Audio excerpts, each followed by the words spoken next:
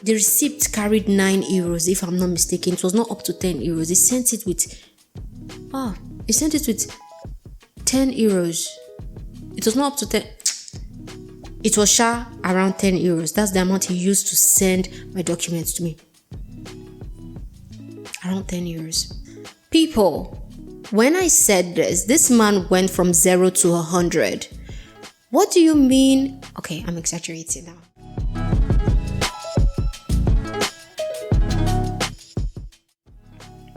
Hello people, welcome back to my channel. I want to believe you are doing good. I am doing amazing. It is so good to have you back. Today I'll be sharing with you my experience in the Nigerian Embassy Rome.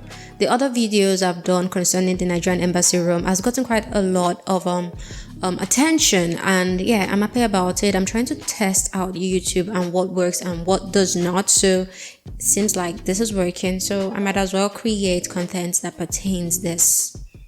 Yeah, so what I'm about to share with you is basically going to help you like make better decisions. Don't let anybody bully you into doing what you don't want to do. And I feel like if it's your first time, you are more likely to fall into the wrong hands. You're more likely or most likely to make a not so smart decision because you don't know. And most times you don't have that community that can help you achieve this. So let me tell you of my own experience. You might learn a thing or two. I think it was on the 30th. Why is it I always bring up dates? I feel it's necessary. Okay, on the day I went to the Nigerian Embassy, I was there quite early, not very, very early, because I had an appointment with someone. That's the person I spoke of in the other video who I paid to help me get an appointment, okay? We met, we went inside together, and yeah, we started doing what we needed to do. By that time, there were a lot of people outside. The other people were not allowed to enter. I think it's because I was with that man. That's why I got the chance to enter. And when I entered, nothing was going on inside. We just sat there and waited until the gate was opened and everybody that was outside came in. Like the hall was full to the brim. While we were seated, a man came out and he started leading praise and worship. And this just reminded me of home. Like you're in the bus, there's someone praying. You're in the office, depending on your kind of office setting, there's prayer going on. Like everywhere, people tend to pray, and yeah, it just reminded me of home and I loved it. So we did like praise and worship session, prayer. He encouraged us with the word of God. As I said, I appreciated this. Yeah, so it was fun for me. I really loved this aspect. Then when he was done with the whole thing, a man came out and this man started addressing us on things we should know of when we are looking to renew our Nigerian passport. And he really helped us. This person came off as someone that knew what he was saying and he was down to help us. A lot of people were asking questions, and don't ask me for help because I really did not know. I was just there for me. Yeah. So I had everything fixed to start processing, and once he was done with addressing us, we needed to go on to the next stage. But before he was done, the first chaos happened. Now, there were these babies. When I say babies, they can walk, they can shout, they can play. And these kids were screaming. They were screaming. If you've been to the Nigerian Embassy, you know how small the hall is. Like, considering the number of people that needs to go there on a regular basis, it's not very big. Now, these kids were screaming so loud that my eardrums nearly popped, and there were 3 of them. I just could not. I just could not. I wanted to say something, but you know how it is. You the parent of the children will say nothing until when one person is like scolded the children. That's when the parent will now say something. So I'm Nigerian. I know this, and I'm like, you know what? Let me just try to cope. But my head was banging. The place was already very full and clustered. And yeah, you have those babies making this much noise. Okay, if this is what we are doing, so be it. It got to a point when the man who was addressing us like stopped and like told the kids to go sit down and was asking for who the parent of these children were, and the parents did not say anything. Like there were two, the mother and the mother and the father of the children, and they didn't say anything until when some other people were like tapping the woman and saying, they no be you they follow talk, now your children now no be you they follow talk.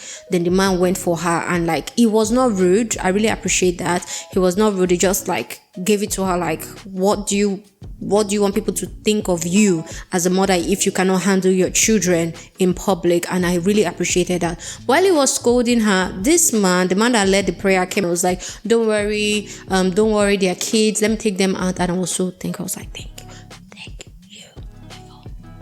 thank you very much. Take them outside. God bless you, sir. And when these babies were out, like we started moving on. This man left. We needed to start approaching the administrative section of this whole process. So we needed to pay a certain amount of money and to move on to the next stage, which is doing our capturing. So to pay that money, we needed all the people that were there to renew their passport had to line up.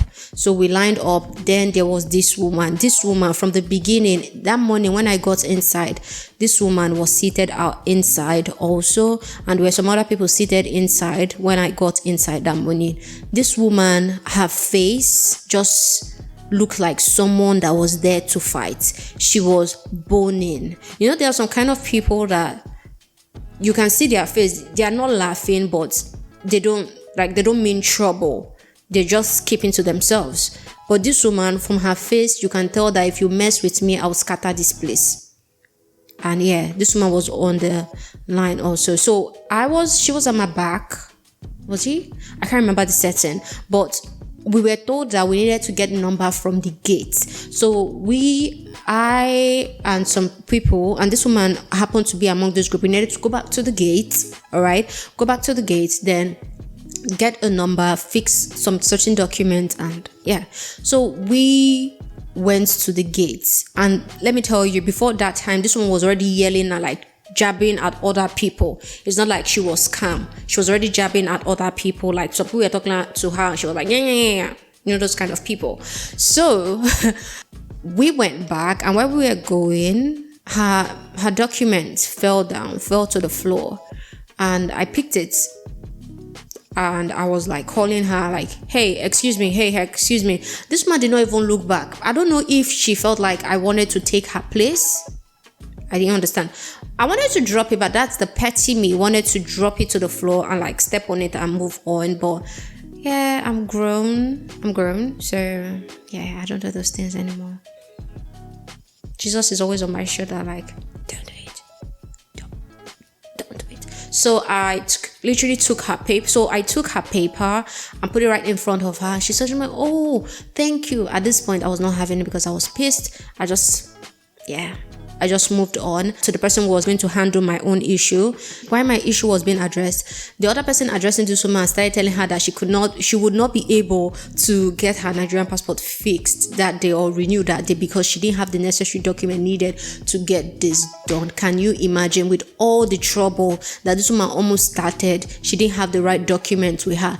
At the time I went back inside, she didn't come with me, and throughout my stay in the Nigerian embassy, she was not there. So get ready, there will be some people that like look as if they pour atarodo on their body, Tatashe and all the family of Pepe, Cameroon Pepe, all of them.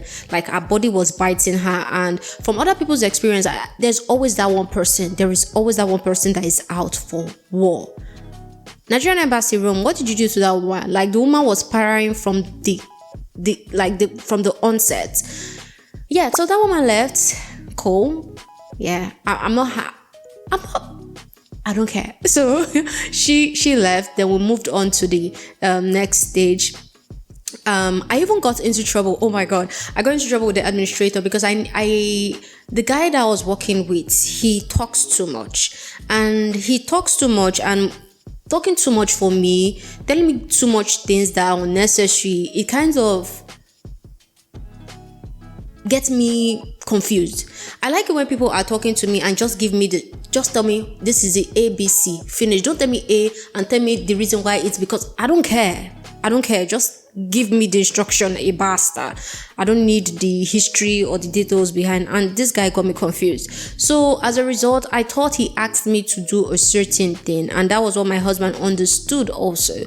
So I went on to meet the administrator, and I was telling him about what this person said I should do, and the administrator literally lost it and was like, I don't answer to him, I don't blah blah blah. And he was just creating a scene inside a small cubicle, and I was like, okay, I'm sorry, I must have been misinformed or did not get what this person was trying to say to me.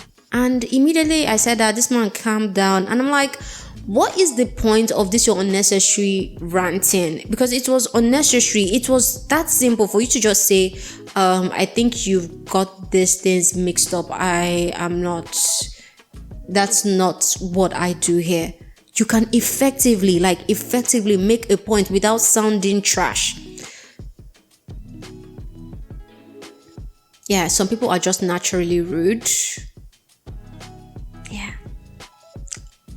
So I just did not appreciate the way he came at me, but I was smart enough to know the medicine to this kind of people. If you're Nigerian, you should know this. And if you do business, you should know this. Like, you go to a company and the people at the gate will give you more problem than the MD of the company, because they feel like without me, you can't go through. You understand? So that was the vibe I was getting from this person. I was like, guy, I don't have time for you. So I did what I needed to do, and I moved on to the next stage, which was to do my capturing. Yeah, so we did the capturing went on smooth, and while we were standing lining up to get our things done, there's this man that came and said, if you are through here, come to this place. And I'm like, okay, cool. So when I was done, I went to the office, and then the first thing I asked was, what am I doing here? And the man said, this place, you just need to put on your name, your address, and your phone number. So when your passport is out, we would send it to you. Now, take note of how I'm speaking, right? And when he was done, I was like, oh, cool. I won't be needing this service. People, when I said this man went from 0 to 100.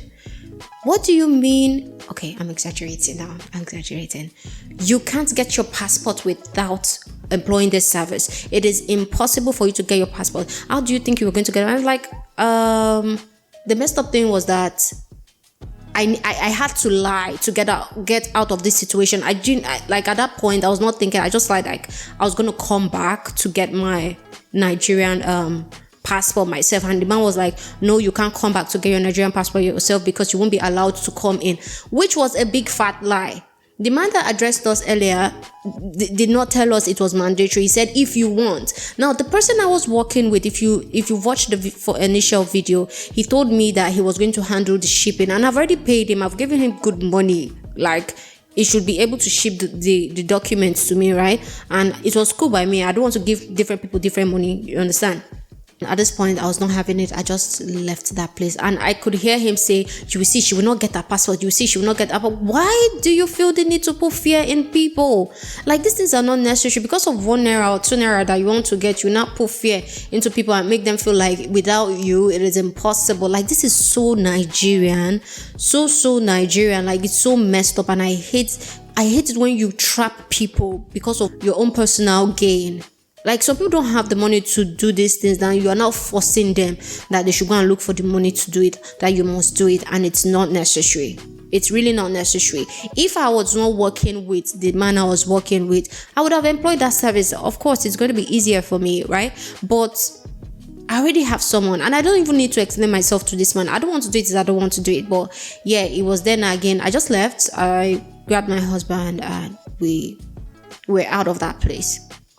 As you know, from my experience, I've talked about the person I was working with, and you know how much I was not feeling that man. So I was waiting for my Nigerian passport. He said it was going to be out in a week, though it didn't come out in a week, but it came out very early. And when it got out, I was like, oh, cool. Then he asked me for money to send the document to me, and this got me really pissed.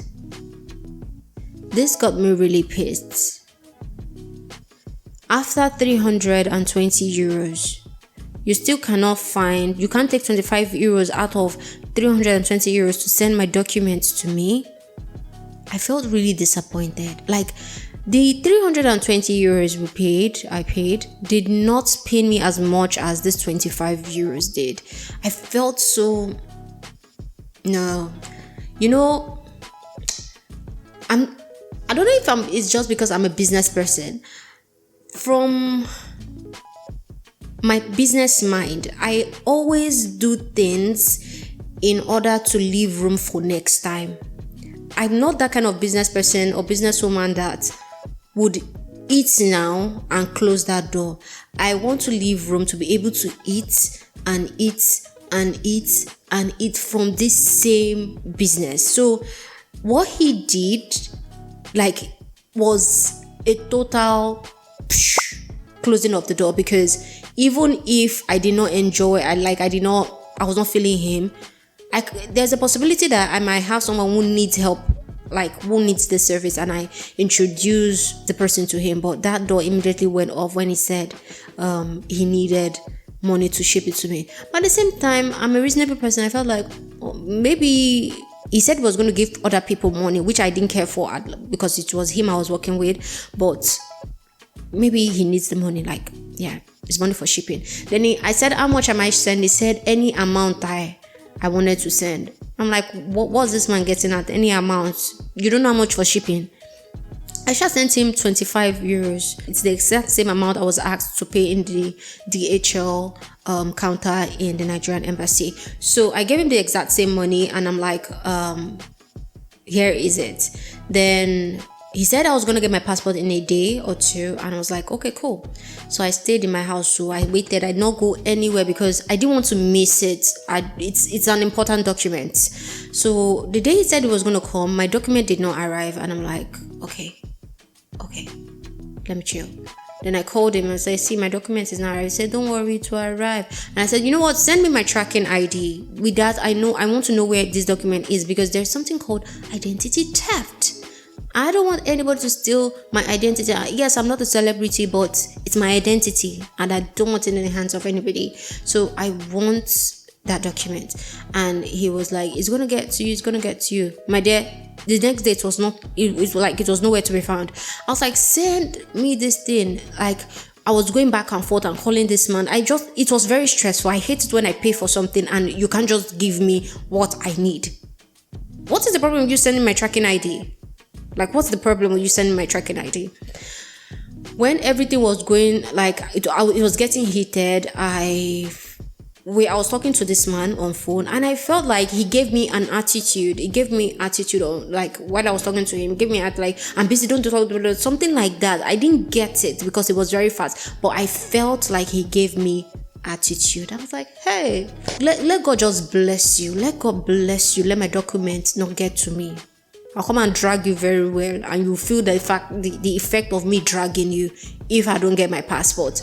Now, the next thing I got was a message on my phone through WhatsApp, and there was a picture of my tracking ID, the document he got from sending my things to me. Why was it that what I was seeing on the slip carries SDA, not DHL? I don't have any issues with SDA. I've gotten quite a number of things with SDA, but with DHL, I kind of have a level of confidence, and this, whatever the document it was sending to me, is something confidential. I don't want it messed up. I want it delivered safely in my hand. And now this man has sent it via SDA, and the time it was supposed to get to me is past. Not just that, he missed my address. How this document got to me, I can't tell you. I really cannot tell you, because he missed my address. He missed my address. Oh God.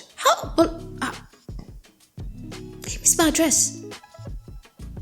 When I saw this, I started complaining and all of that with him. I was messaging him back and forth. And that evening, the document got to me. When the document got to me, I got my passport, and I was like, okay, my passport is here. I was now relaxed. Then I messaged him. I got my passport. And that's it. I said, I told you. Now he called me and he was being so cordial. I told you you are going to get your passport. You just they worry. I told you you're going to get your passport. At this point, I knew no, you're not somebody I want in my space. No, I'm not gonna have this. Because how number one, you took money for shipping from me, which I'm not very angry at, but I'm not happy with. Then I was expecting to get my document through DHL. I'm seeing SDA. Now, the SDA thing, I gave him €25, right? The receipt carried €9, if I'm not mistaken. It was not up to €10. He sent it with €10. And I gave him €25. He just destroyed the possibility for me to even call him another time. Like that, the €25 and how my document was handled. Like, no, we're not friends. No, we're not working together again. No, it's not going to happen. No. And the craziest thing is that he kept calling me, trying to be cordial, trying to be, hey, how are you doing? I just said I should greet you. Don't greet me. Like, really, do not greet me. What are you greeting me for? It's not that we are friends. We just did business together. And that's it. No, don't greet me. We're not cool like that. Do not greet me. So this was my experience in the Nigerian embassy. Now, to you, I would say, just be smart. Try to check for other people's experience in the Nigerian embassy and be ready. Don't go there with fear that things will go left. Just go, and as it comes, just take it like that. But number one, don't let anybody to bully you into doing what you don't want to do. They capitalize on the fact that you don't know these things, so they want to trick you into doing their own biddings just because of €1 or €2. The fact that I did not do it does not mean that the next person would not do it. It does not mean that. You don't have to push people. Doing all this extra left, right, and center to increase the amount of money they spend is eating into a lot of things. And it would be nice if you can just cut us a slack. We are Nigerians, for God's sake. You don't have to kill us. If the Italians come there to do something, people will not steal from them the same way you are stealing from also. But your own brothers, your own sister, you feel the need to make them suffer to get what is theirs. Yeah. So if you like this video, please do well to like, comment, share, subscribe if you want, and I'll catch you in my next video.